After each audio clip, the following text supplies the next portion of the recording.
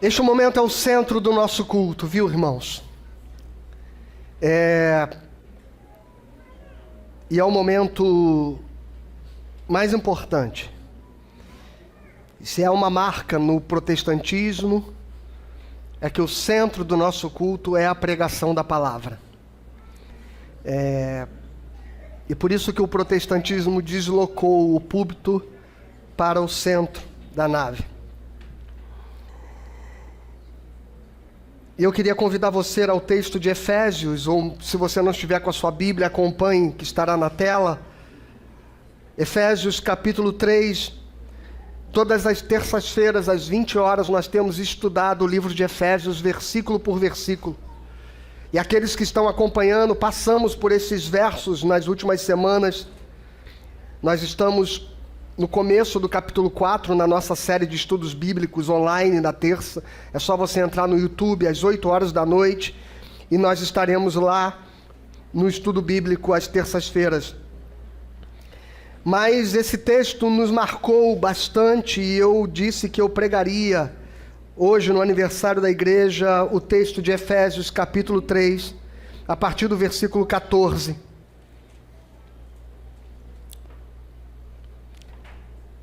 Um texto que nos leva, juntamente com a primeira parte do capítulo 4, a refletir a respeito da igreja. Por esta razão, diz o apóstolo Paulo, por esta razão eu me ponho de joelhos diante do Pai, de quem toda a família nos céus e na terra recebe o nome. Peço a Deus que, segundo a riqueza da sua glória, conceda a vocês que sejam fortalecidos com poder, mediante o seu Espírito, no íntimo de cada um.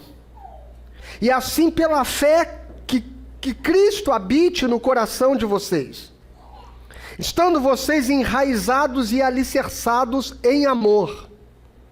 Isto para que, com todos os santos, vocês possam compreender qual é a largura, o comprimento, a altura e a profundidade, e conhecer o amor de Cristo que excede todo o entendimento, para que vocês fiquem cheios de toda a plenitude de Deus.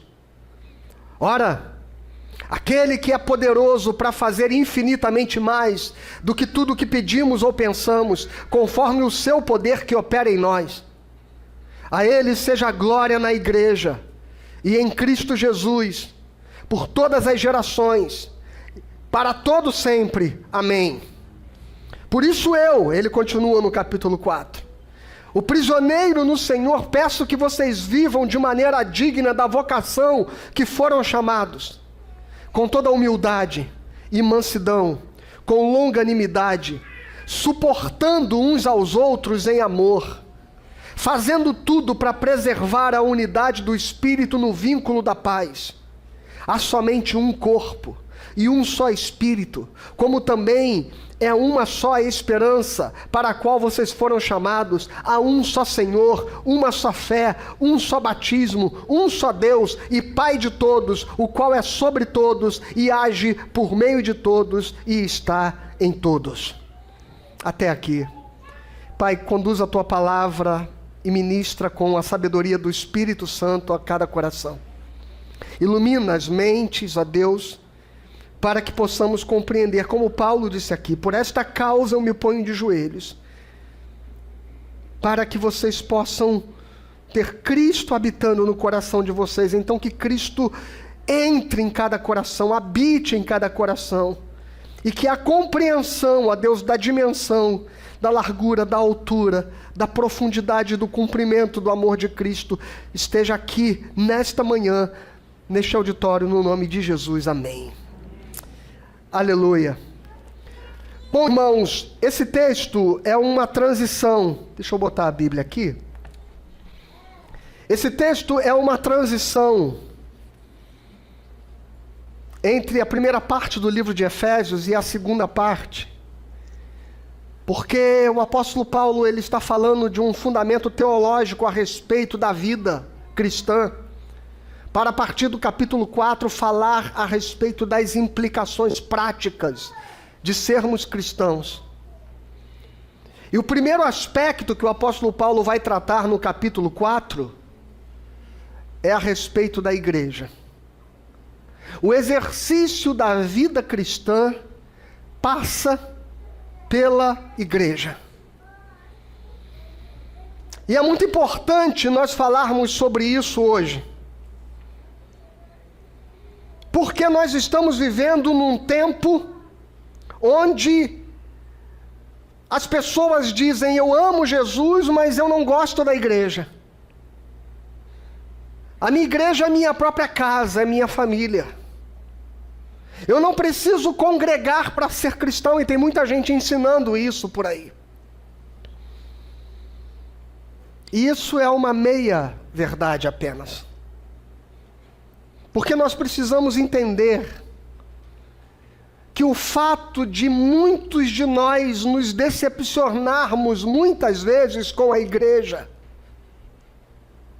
isso não é a razão que nos deva mover para fora da igreja, mas que nos deve mover para trabalhar para a transformação da igreja. E foi exatamente por isso que aconteceu uma reforma no século XVI, a reforma protestante, marcada na data de 31 de outubro de 1517, como sua data de referência. Porque em algum momento, homens e pessoas que amavam a igreja começaram a se inquietar com as distorções, a corrupção da igreja, o afastamento da igreja do centro da verdade, da fé e do evangelho. Mas isso não foi motivo para que eles abandonassem a igreja, mas foi o combustível para que houvesse uma grande reforma para restaurar a igreja. E nós estamos vivendo um tempo que eu não tenho dúvidas em dizer que a igreja brasileira precisa de uma grande reforma. O tema do sermão que eu quero dividir com você esta manhã é que não existe plenitude cristã fora da comunhão dos santos. A plenitude da vida cristã. Olha, eu não estou dizendo que não há vida cristã fora. Durante a Idade Média, teólogos cunharam uma frase que dizia: extra ecclesia nulla salus. Fora da igreja não há salvação.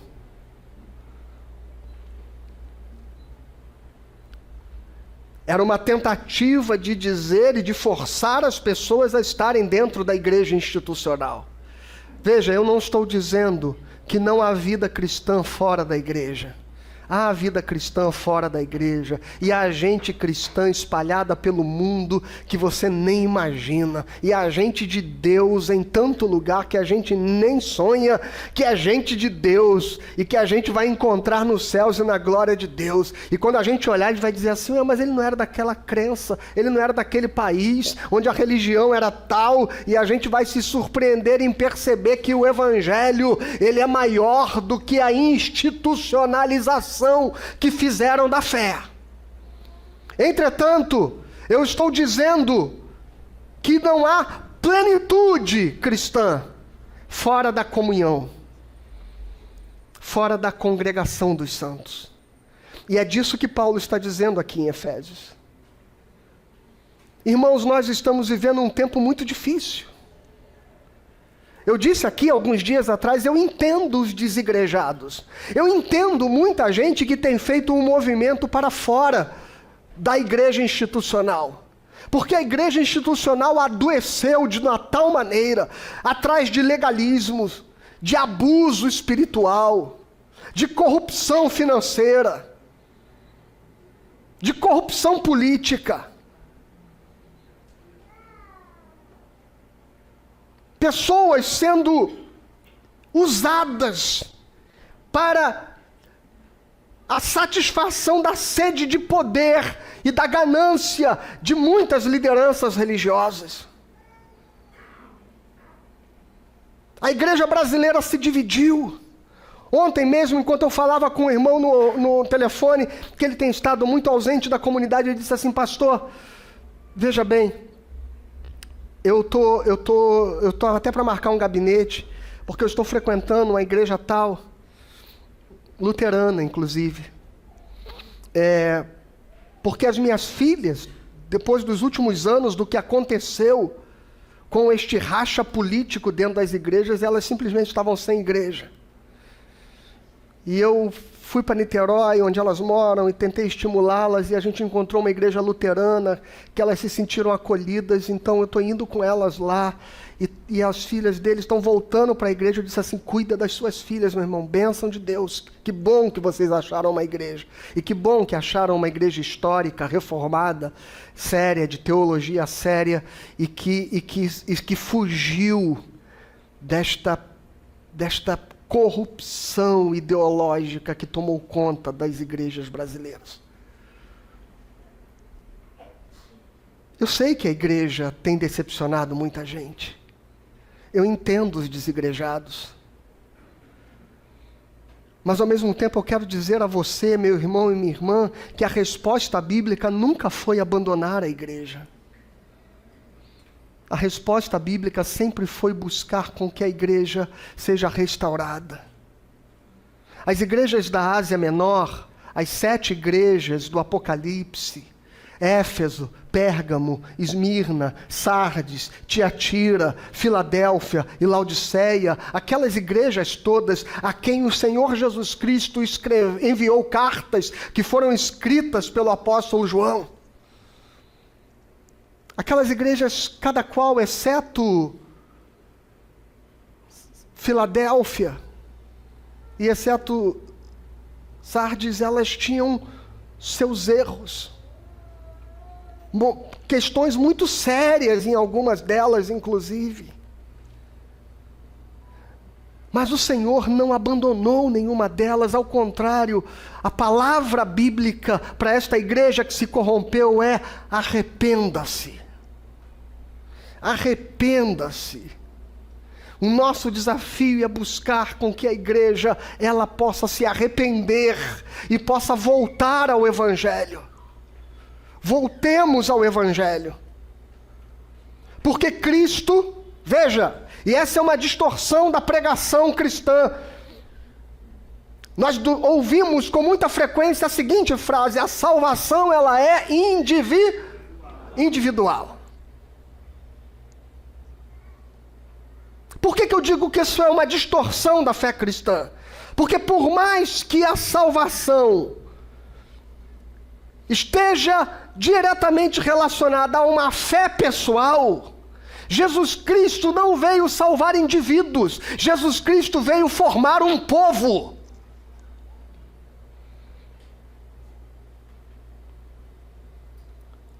Jesus Cristo veio formar um povo.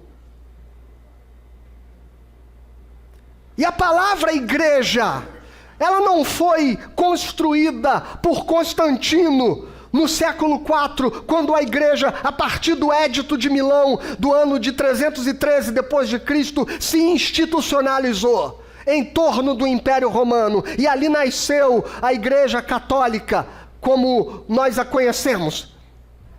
Não foi no século III que nasceu a igreja, não foi Constantino que inventou a igreja, não foram sequer os apóstolos que inventaram a igreja, não foi Paulo que inventou a igreja, foi Jesus Cristo, no Evangelho de Mateus, no capítulo 16, que disse: eu edificarei a minha igreja sobre a rocha, e as portas do inferno não prevalecerão contra ela. Foi Jesus quem usou a palavra eclésia, que significa assembleia, reunião, congregação. Foi Ele quem disse esta palavra. Foi Ele quem chamou o seu povo, o corpo dos discípulos, de eclésia, de assembleia, de igreja. E Ele disse que Ele edificaria uma igreja. Cristo morreu para criar um povo. Dr. Martin Lloyd-Jones, teólogo do século XX, dizia que a maior tragédia do evangelicalismo moderno foi reduzir a salvação a uma experiência privada e individual, esquecendo que Deus está formando um povo para a sua glória. E é isso que Paulo está dizendo aqui. No capítulo 3, do versículo 14 ao versículo 15, o apóstolo Paulo está dizendo: por esta causa, coloca o texto para mim. Por esta causa eu me ponho de joelhos. Por esta razão eu me ponho de joelhos diante do... Repete, diante do Pai. De quem toda a família nos céus e na terra recebe o nome. A primeira coisa que o apóstolo Paulo nos ensina nesse texto é que ele não está falando de uma instituição. Ele não está falando de uma denominação. E quando eu estou falando aqui de igreja, eu não estou falando da presbiteriana, da batista, da assembleia. Eu estou falando da igreja de Jesus Cristo. Eu não estou falando de um CNPJ. Paulo não fala numa instituição, ele fala de família. Por esta causa, por esta razão eu me ponho de joelhos diante do Pai. Porque a palavra família deriva da figura do Pai, sobre quem nós falamos a respeito deste Pai amoroso nos últimos 2 domingos. A família deriva do Pai. A igreja existe porque Deus decidiu adotar pecadores e colocá-los em torno da mesa. Aleluia! E ela é imperfeita. Ela é imperfeita porque ela é feita de pecadores. E se você sair da igreja porque a igreja é imperfeita, eu lamento te dar uma notícia: você não vai encontrar uma igreja perfeita. E se um dia você encontrar uma igreja perfeita e se filiar a ela, a partir deste dia ela terá se tornado imperfeita. Por causa de você.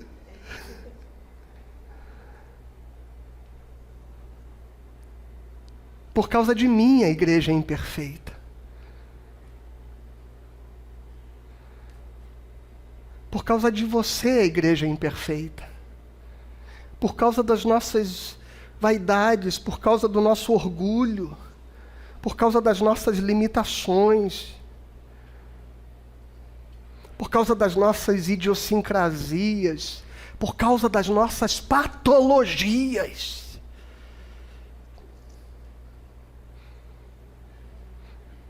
Eu liguei para uma irmã ontem, ela falou assim: pastor, você é esquisito, sabia?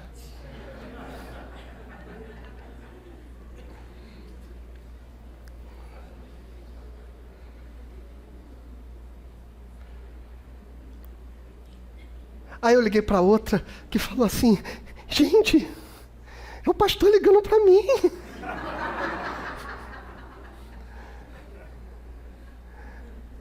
Então tem gente que me adora e tem gente que me acha esquisito, viu?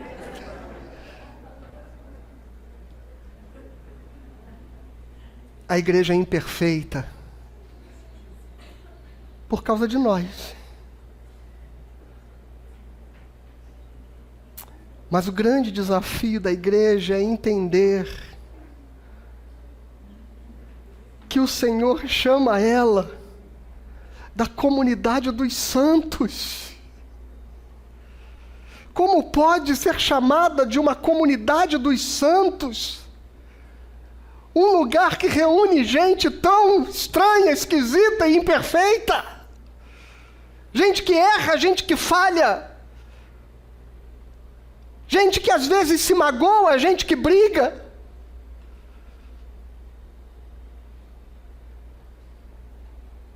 Tem igreja por aí que tem até gente fofoqueira, aqui não tem não.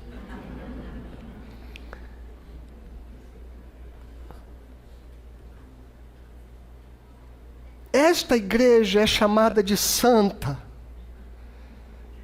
porque a santidade dela não está na perfeição dos seus membros, mas está no fato de que os nossos erros e os nossos pecados foram todos pagos na cruz pelo sangue do Cordeiro que foi derramado por nós, e portanto toda a nossa culpa caiu sobre ele, para que nós pudéssemos ser declarados inocentes. Nós que somos culpados, nós que somos pecadores, fomos justificados pela obra daquele que assumiu a minha culpa, os meus pecados e os meus erros. Eu sei, meu irmão, que muitas vezes eu vou errar e vou falhar com você, enquanto pastor, enquanto amigo, enquanto companheiro de caminhada. Eu sei que em alguns momentos você vai se decepcionar comigo, mas eu queria dizer para você: me perdoe, por favor, porque Jesus Cristo, Ele já me perdoou. Este irmão que te feriu, o Senhor Jesus Cristo derramou sangue para cobrir a sua culpa e o seu pecado. A igreja, portanto, é o lugar onde a gente não tem que ser perfeito, mas a gente precisa encontrar forças sempre para recomeçar. O apóstolo Paulo diz aos Filipenses, lá no capítulo 4 da sua carta, ele diz assim: não que eu julgue ter alcançado a perfeição, mas uma coisa eu faço, que esquecendo-me das coisas que para trás ficaram, eu prossigo para o alvo, para a minha soberana vocação em Cristo Jesus. Aleluia! Nós somos imperfeitos, mas todos os dias a gente vai deixando os nossos erros para trás e vai caminhando na direção de nos tornarmos pessoas melhores.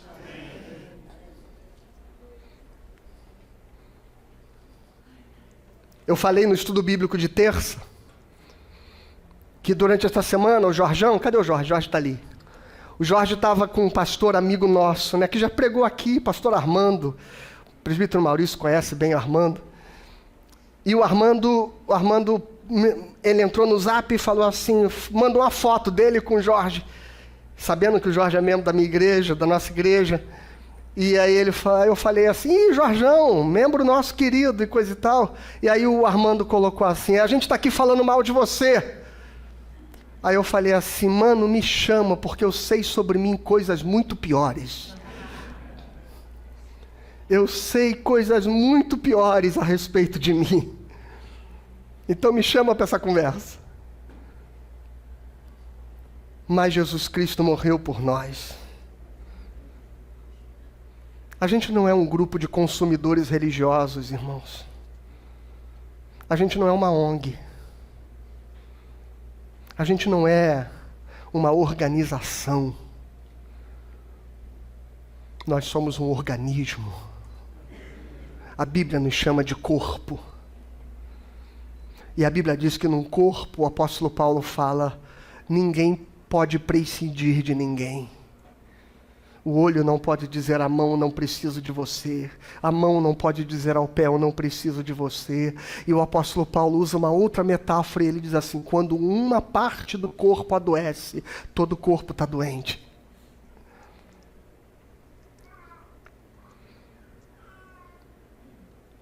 Nós precisamos entender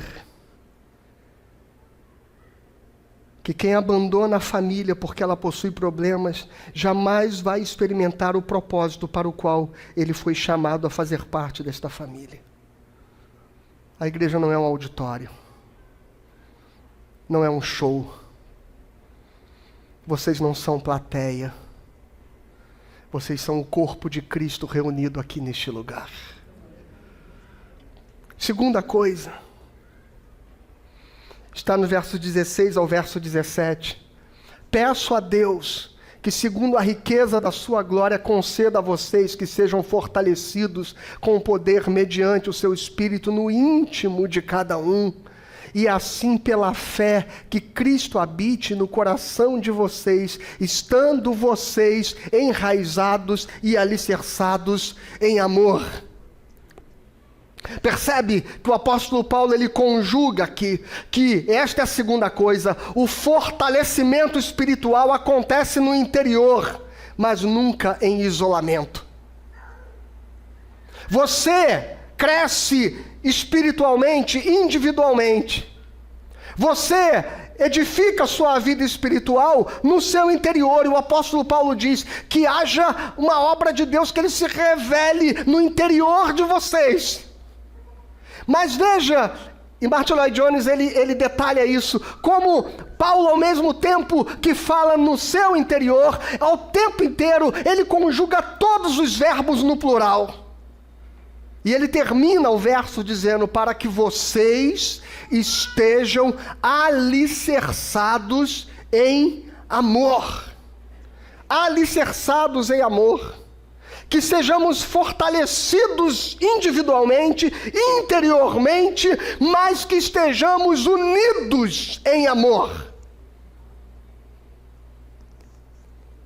Porque o amor só é amor quando a gente se relaciona. O amor só é amor quando ele é aquilo que media a nossa comunhão. Por isso que Paulo escreve tudo no plural. Porque toda oração é comunitária.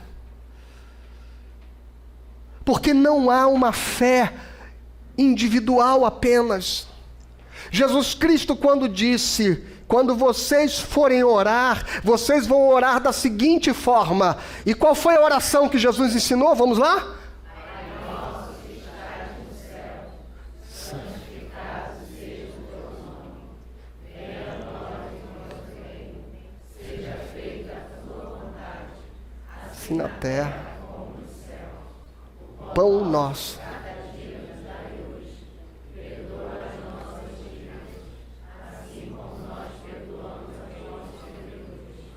E não nos deixeis. A oração que Jesus ensinou, por si só, ela confere e constrói a dimensão comunitária da fé. O Pai é nosso, o pão é nosso, são os nossos pecados, são as nossas dívidas, somos nós. Venha a nós o teu reino. Não existe dimensão privada individual. John Stott dizia que há duas coisas que não dá para fazer sozinho. Uma é casar, a outra é ser cristão. Não dá para ser cristão sozinho. Esta igreja, veja, dos seus 187 membros listados no hall, alguns já estão transferindo, enfim, eu vou considerar 180. Dos 180 membros no hall de membros, 127 a 130 haviam confirmado estar aqui hoje, nesta manhã. O que significa que ainda é apenas um percentual de toda a sua membresia. Não há razão, meu irmão, de que você não esteja priorizando na sua vida, no seu domingo, um dia, um culto, uma manhã da sua semana, você ter como prioridade estar na casa do Pai, reunido em comunhão e em congregação. João Alexandre tem uma música, que eu não sei nem se é dele, o Teco pode até me corrigir se eu estiver equivocado, quando ele fala: vejo-me menino. E ele lembra do tempo onde ele era garoto. Eu lembro do tempo que eu era garoto. Eu era de uma igreja pentecostal, irmãos, que tinha culto todo dia. Domingo de manhã, estudo bíblico. Domingo, 3 horas da tarde, grupo jovem. Domingo, 7 horas da noite, culto. Segunda-feira, culto. Terça-feira, culto. Quarta-feira, culto. Quinta-feira, culto. Sexta-feira, culto. Sábado à tarde, evangelismo. E eu ia a todos eles.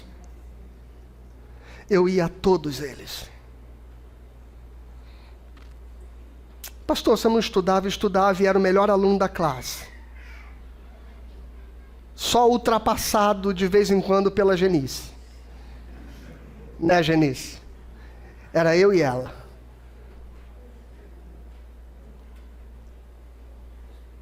E eu ia em todo culto. Eu lembro que com 16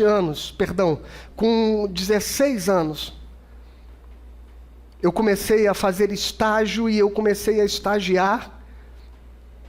De 2 da tarde às 10 da noite eu não podia mais ir no culto.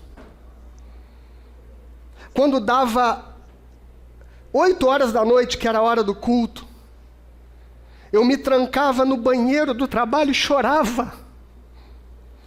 Porque eu não podia estar no culto.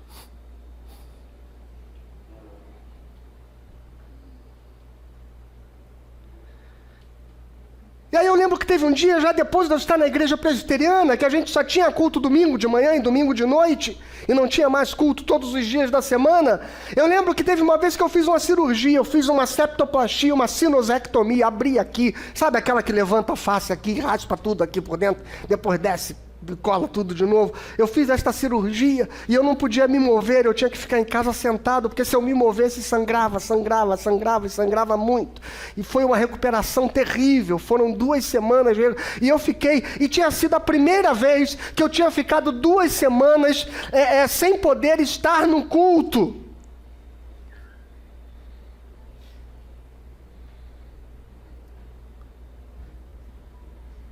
E era terrível aquilo. Eu queria entender como, irmão, você, cristão, não entende a importância e o valor da comunidade, da adoração, de estarmos juntos para celebrar e cultuar ao Senhor. O quanto isso é precioso, o quanto desde o Velho Testamento o Senhor dizia: para pelo menos um dia da tua vida, e esse dia você vai contemplar o Senhor, e ele será para o Senhor, para você desfrutar e se alegrar nele. Não será dia de trabalhos, de esforços, não será, mas é o único dia que eu tenho para resolver os meus BOs. Não, irmãos, é o único dia onde você pode parar tudo e dizer: este momento é dedicado exclusivamente para a glória de Deus. Este momento é para a glória de Deus.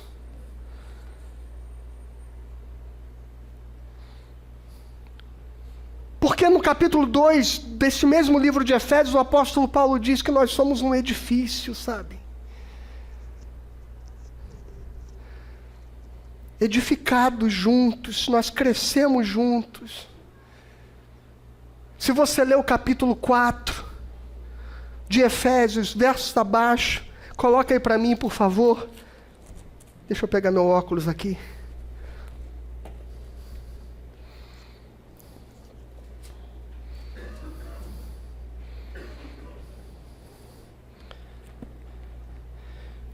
Versículo 11, capítulo 4, versículo 11. E ele mesmo concedeu uns para apóstolos, outros para profetas, outros para evangelistas, outros para pastores e mestres, com vistas, olha como é que se desenvolve a vida cristã, com vistas, lê comigo, ao aperfeiçoamento dos santos, para o desempenho do seu serviço, para a edificação do corpo de Cristo, até que todos cheguemos à unidade da fé e do pleno conhecimento do Filho de Deus, ao estado de pessoa madura, à medida da estatura da plenitude de Cristo, para que não mais sejamos como crianças, arrastados pelas ondas e levados de um lado para o outro por qualquer vento de doutrina, pela artimanha das pessoas, pela astúcia dos que induzem ao erro, mas seguindo a verdade em amor, cresçamos em tudo naquele que é a cabeça, Cristo, de quem todo o corpo, agora leia bem, lê comigo bem alto, bem ajustado e consolidado pelo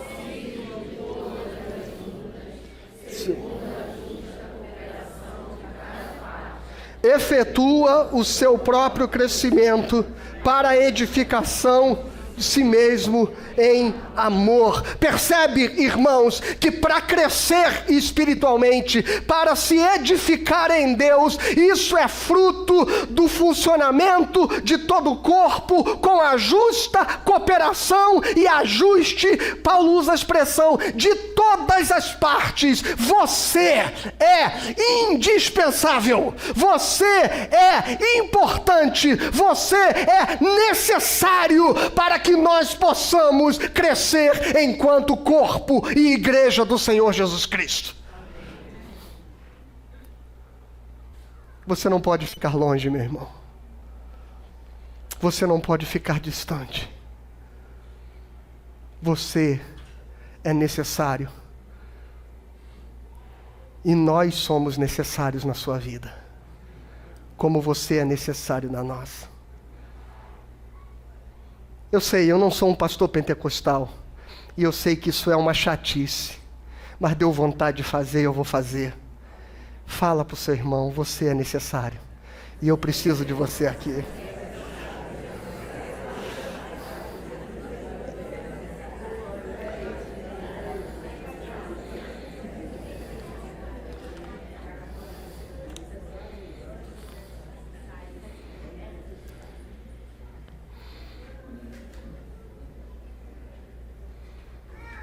Amém? Portanto, o fortalecimento espiritual, ele é interior, mas nunca individual. É sempre fruto da comunidade que cresce. E Paulo não diz que a igreja tem pastores, tem líderes, tem ministérios diferentes, porque isso foi estabelecido por homens. Ele diz, por isso Deus deu a igreja. Deus deu a igreja dons e ministérios. O erro não são os dons ou os ministérios.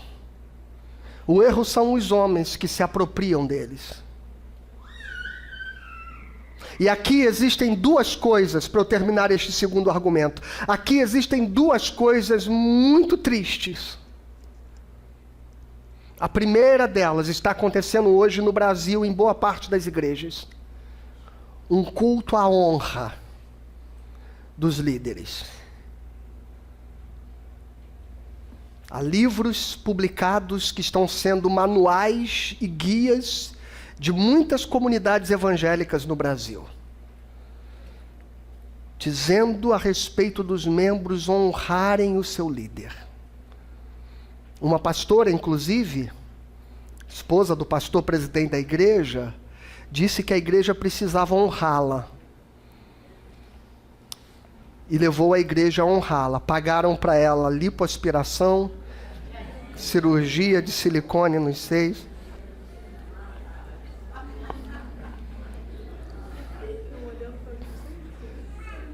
Pastora, irmãos, precisa não, eu amo do jeitinho que é. Preste atenção, preste atenção. Tão terrível quanto líderes religiosos usarem sua posição, seu ministério para abuso religioso, para a submissão das pessoas, para ameaçar, se você for embora, você vai sair. Se você não vier para o culto, você vai estar fora da cobertura espiritual. Se você não for na célula e não estiver debaixo da cobertura espiritual do seu líder, olha, você está vulnerável aos ataques do mundo espiritual. Conversa fiada. Tem igreja por aí agora que o membro tem que chamar o pastor de pai. Já viram isso? Sabiam não? Tá assim, ó. Tem que chamar de pai.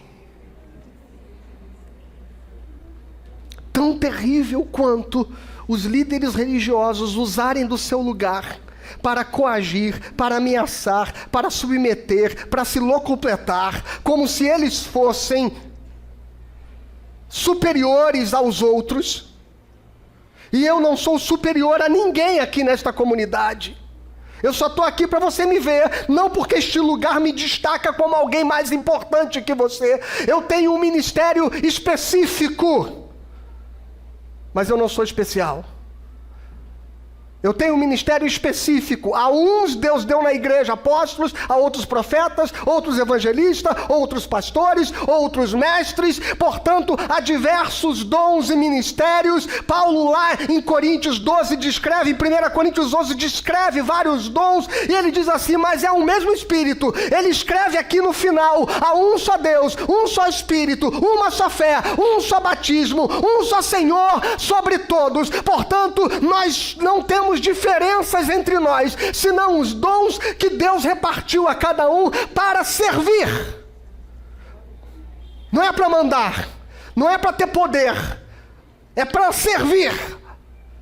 Portanto, o meu lugar é um lugar de serviço. E tão terrível, agora sim, a segunda coisa, tão terrível quanto lideranças que se apropriam dos dons do Senhor para se colocarem acima da comunidade. Porque eu não sou intermediário entre você e Deus. Não tem uma unção de Deus que passa por mim para eu liberar para você. Já viu essa história? Eu estou liberando sobre você. Papo de sacerdócio do Velho Testamento. Nós temos um sumo sacerdote que entrou de uma vez por todas no santo lugar e rasgou o véu de alto a baixo, para que agora você e eu tenhamos ousadia de entrar diante da presença de Deus pelo caminho que é Jesus Cristo. Há um só Deus e há um só mediador, diz a Bíblia, entre Deus e os homens, Jesus. Eu não sou mediador entre você e Deus. Eu não estou mais perto de Deus do que você. A unção de Deus não passa pela minha vida para eu transferir para você. Você tem acesso à glória de Deus, ao trono de Deus, ao Santo dos Santos, por causa de Jesus Cristo. Ele é o único nome a ser reconhecido como centro, mediador, intercessor entre você e Deus.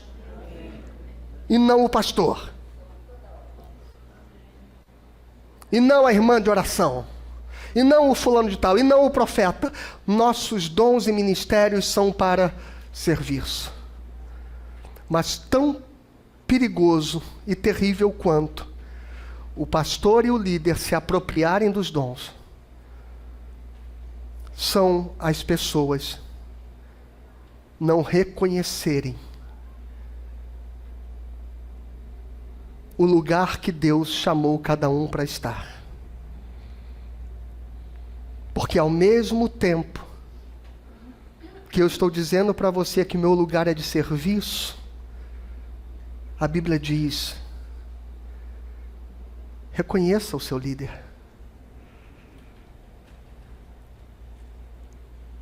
Ao mesmo tempo, a Bíblia diz para você, e Paulo diz aqui em Efésios, lá no capítulo 5, lá no verso 20, submetei-vos uns aos outros em amor. Reconhecei aqueles que trabalham, militam e dedicam a vida para poder ensinar e ministrar a palavra ao seu coração. Tão feio quanto um líder abusivo é um crente irreverente, sem respeito, sem reconhecer a dignidade, não é a especialidade, mas a dignidade espiritual daquele que Deus levantou na sua comunidade para pastorear a sua vida. Percebe que as duas coisas são ruins? Pense nisso em nome de Jesus. Terceira coisa, está nos versículos 18 a 19. Isto, para que com todos os santos vocês possam compreender qual é a largura, o comprimento, a altura e a profundidade, e conhecer o amor de Cristo que excede todo o entendimento, para que vocês fiquem cheios de toda a plenitude de Deus. Lembra que eu disse no segundo argumento, não há plenitude cristã fora da comunhão? Paulo está completando este argumento aqui. E a terceira coisa que eu quero dizer a você é: o amor de Cristo só é plenamente compreendido com todos os santos. Para que a igreja serve? A igreja é o lugar para a gente ir adorar a Deus. Não, não é. Jesus disse que não é o templo, não é um monte, não tem um lugar para adorar a Deus. Deus é adorado onde quer que hajam adoradores que o adorem em espírito e em verdade. Por que a igreja existe? Porque eu vou lá para buscar Deus. Deus pode ser encontrado em qualquer lugar. Jesus diz lá no Evangelho de Mateus, no capítulo 6, entra no teu quarto em secreto, que o Deus, teu Pai que te vê em secreto, ali, Ele te recompensará. Então você pode buscar a Deus no seu quarto. Você pode adorar a Deus em qualquer lugar, onde se adore em espírito e em verdade. Por que a igreja existe? Porque a igreja é o lugar onde a pedagogia do Espírito Santo treina, trata, corrige, exorta os nossos corações. Eu vim para a igreja e tive que aturar um irmão chato. O irmão me distratou. O irmão fez isso. O irmão magoou. O irmão não me deu bom dia. O irmão não me deu boa tarde. É para isso que eu vim à igreja, vou embora. É só para isso que você veio à igreja. Para você tratar exatamente o ego que te faz magoar. Para você tratar exatamente o orgulho que te faz querer devolver na mesma moeda. É para você tratar exatamente a vaidade, a soberba que faz você, virou a cara para mim, também não falo. A igreja existe exatamente para que eu possa lidar com o outro, naquilo que me desafia. Por isso, irmãos, que a nova ideia de igreja privada, onde eu vou me reunir aqui com umas pessoas afins e nós vamos fazer um culto lá em casa. Esta igreja, onde se reúne quem eu gosto, quem é afim a mim, com quem eu tenho amizade, com quem eu tenho afinidade, isto não é igreja, porque igreja é exatamente eu estar do lado de alguém que me desafia a amar, a suportar, a acolher, a ser misericordioso, a perdoar 70 vezes 7 vezes. Isso é igreja. A igreja é o lugar onde Deus exerce a pedagogia de nos treinar para nós nos tornarmos pessoas melhores para o mundo. Por isso que Paulo está escrevendo isso aos Efésios. Nós estamos no capítulo 3. No capítulo 4, 5 e 6, ele vai falar sobre relacionamentos. No capítulo 5, ele vai falar a respeito de casais, homens e mulheres. No capítulo 6, ele vai falar sobre pais e filhos. E ele vai falar sobre patrões e empregados. Ele fala sobre todos os níveis de relação social que nós vivemos. Mas antes de falar de família, de filhos, de trabalho, de sociedade, ele diz que aprender a viver lá passa por nós vivermos a vida da igreja. O capítulo 4 é sobre a igreja. É sobre congregar. É sobre ser edificado, é sobre ser aperfeiçoado, é sobre encontrar a plenitude de nós nos parecermos com Jesus Cristo. E sabe com quem eu pareço? Quando eu tento ser cristão sozinho, eu pareço com o Jesus construído a partir do meu próprio olhar, do meu próprio pensamento, dos meus próprios critérios. Ele não é o Jesus verdadeiro, é um ídolo que eu construí para imitar. Mas quando eu estou na igreja, Jesus é um pouquinho de cada um de vocês. As diferenças de cultura, de idade, de tradições, de formação acadêmica, de raça, de cor, de origem étnica, de gênero, essas diferenças todas reunidas aqui, elas me fazem enxergar o rosto de Cristo. E aí eu posso entender qual é exatamente a estatura da perfeita varonilidade. Texto do capítulo 4 que a gente acabou de ler, a partir do verso 11. Entendeu isso, meu irmão? O amor de Cristo só é compreendido, e Paulo diz assim: a fim de compreenderdes com todos os santos. Todos os comentaristas bíblicos, sem exceção, concordam que Paulo está dizendo que a compreensão do amor de Deus só é plena quando ela acontece na comunhão. Portanto, a igreja não é um ato ritual, institucional apenas. Richard Foster, no seu livro Celebração da Disciplina, reforça aquilo que os teólogos reformadores nos ensinam, que a comunhão cristã é uma disciplina espiritual. Não é apenas o benefício de viver da vida cristã, mas é meio de graça. Sabe, um meio de graça. Se há alguma coisa no âmbito das coisas visíveis que Deus escolhe para comunicar a nós realidades invisíveis, uma destas coisas é a comunidade.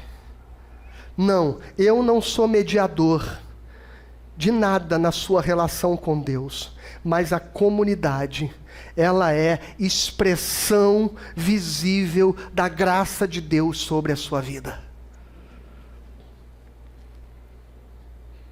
Na nossa teologia calvinista, nós chamamos isso de meio de graça.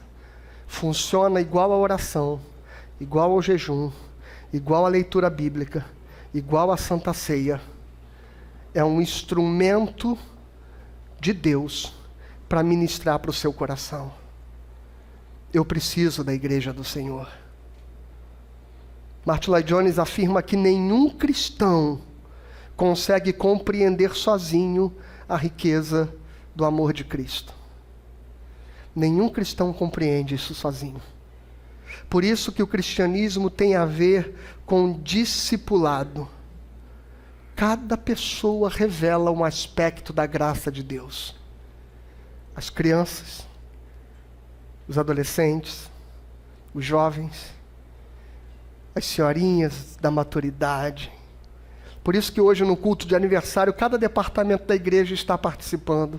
Os jovens com a banda, os adolescentes que cantaram, as senhoras que ministraram o hino do inário, as crianças que vão nos ministrar no final, os casais por quem oramos aqui. Cada segmento da igreja está tomando parte, as singulares que daqui a pouco vão orar. Cada segmento da igreja, para que a gente entenda que este é um instrumento pelo qual nós conhecemos a Cristo. John Stott diz que a plenitude cristã não é consequência natural do Evangelho, mas é fruto da vida comunitária. Nós conhecemos a Cristo na comunhão. Fora da comunhão, o Deus que a gente adora é um ídolo. É um culto a si mesmo. É a sua ideia de Deus, e não o Deus que se revela. Por isso que de forma mística e sobrenatural, a Bíblia diz que a igreja, ela é o corpo e Cristo é o cabeça. A igreja é o corpo de Cristo. E Jesus disse, olha só, liga os fatos. Jesus disse, quem vê a mim, vê ao... Mas agora, quem é a imagem de Cristo no mundo é a... Se você quer ver Deus plenamente, você precisa da comunidade. Esse seu irmão todo torto, imperfeito, ele é a expressão de Jesus para você. Ele é a expressão do amor de Deus para você. Quarta coisa, passei já 4 minutos do tempo que eu tinha previsto. Versículos 20 e 21. E este é o último argumento, viu? Tinha mais um, mas eu encurtei.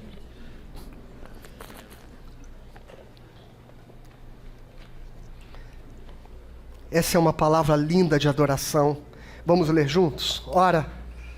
Vamos lá? Ora, aquele que é poderoso, infinitamente mais do que tudo que pedimos ou pensamos, conforme o seu poder que opera em nós.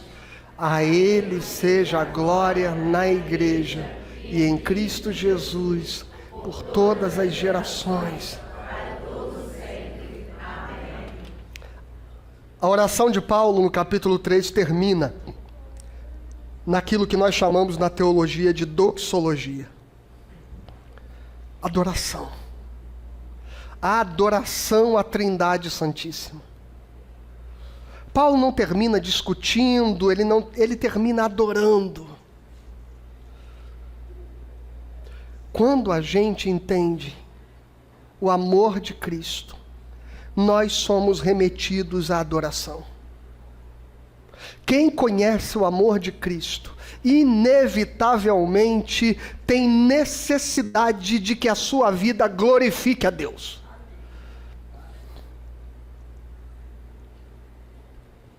A doutrina verdadeira sempre termina em adoração. Adoração é essa expressão de louvor, essa expressão de querer glorificar a Deus. Por isso é muito estranho um crente que diz que lê a Bíblia, que diz que busca Deus e que conhece a Deus, mas que não tem vida de adorador. Porque a adoração é o estilo de vida do cristão. É para onde redunda a sua vida. Qual é a primeira pergunta do nosso catecismo? Qual é o fim, a finalidade de todo homem? Quem está afiado no catecismo, responde em voz alta, vamos lá? Glorificar a Deus e gozá-lo para sempre. Glorificar a Deus e gozá-lo para sempre.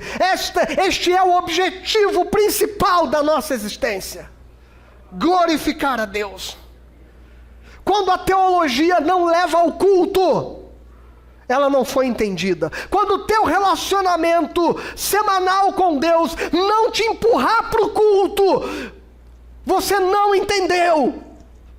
Quando a palavra de Deus se revela a você na sua devocionalidade cotidiana, e isso não te empurra para adorar, para cultuar ao Senhor, você não compreendeu. Agora já reparou no texto de Paulo? Coloca de novo, por favor, o verso 20, Suelen, por favor. Porque o verso 20 diz o seguinte: aquele que é poderoso para fazer infinitamente mais do que tudo que pedimos ou pensamos, conforme o seu poder que opera em nós. Olha como começa o verso 21. A Ele seja a glória.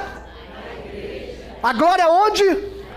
Na igreja, na assembleia, na congregação, no culto, na reunião do povo de Deus. A glória de Deus deve ser feita. O culto é uma expressão de comunidade. A Ele seja a glória na igreja, não é apenas no coração, não é apenas na vida privada, mas é na igreja. A igreja é o palco da glória de Deus na história. Deus escolheu tornar toda a sua sabedoria visível por intermédio da igreja. E isso significa que, apesar das suas fraquezas, ela continua sendo um instrumento de Deus para manifestar a sua glória no mundo. Então, existem duas coisas que Paulo diz no versículo 21. Coloca para mim o versículo 21. Que a glória de Deus é na igreja e em Cristo Jesus. Na igreja e em Cristo Jesus. Não há nenhum outro nome. Por isso que nós protestantes não cultuamos, não fazemos festas para celebrar nenhuma outra pessoa da nossa experiência de fé. Nós temos profunda admiração pela vida, pela fé que nos inspira a figura de Maria, a figura de Pedro, a figura de Paulo, a figura de João, a figura de João Batista. Todos esses nomes inspiram a nossa fé, mas nós não fazemos culto, nós não fazemos celebrações a eles. Nós, como igreja, nós só damos glória e só glorificamos a Jesus Cristo. A Ele seja a glória na igreja e em Jesus Cristo por todas as gerações e para todos sempre. Amém. A igreja pode falhar, e eu termino aqui. E eu concluo dizendo, mas ela continua sendo a família instituída por Cristo. Não é para sair, é para buscar mudá-la. Se os nossos irmãos são imperfeitos, nós somos instrumentos de Deus para ajudá-los. Se o irmão não falou, não cumprimentou, passou distraído, passou pelo corredor e foi até lá atrás e não viu você sentado, esse sou eu.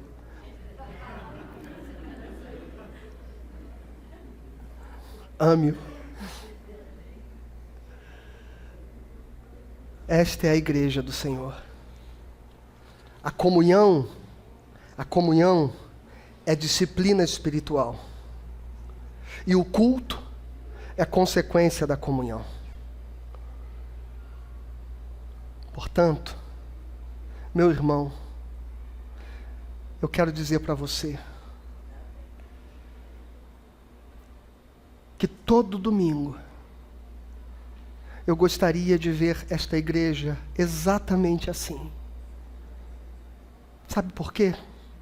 Porque ainda estão faltando 60 pessoas aqui. Ainda estão faltando 60 pessoas aqui. Assuma este compromisso. Coloque a experiência da igreja no centro da sua agenda semanal. É um domingo, uma manhã, um culto. Mas você não pode prescindir disso. E nós não podemos prescindir de você. Deus abençoe você.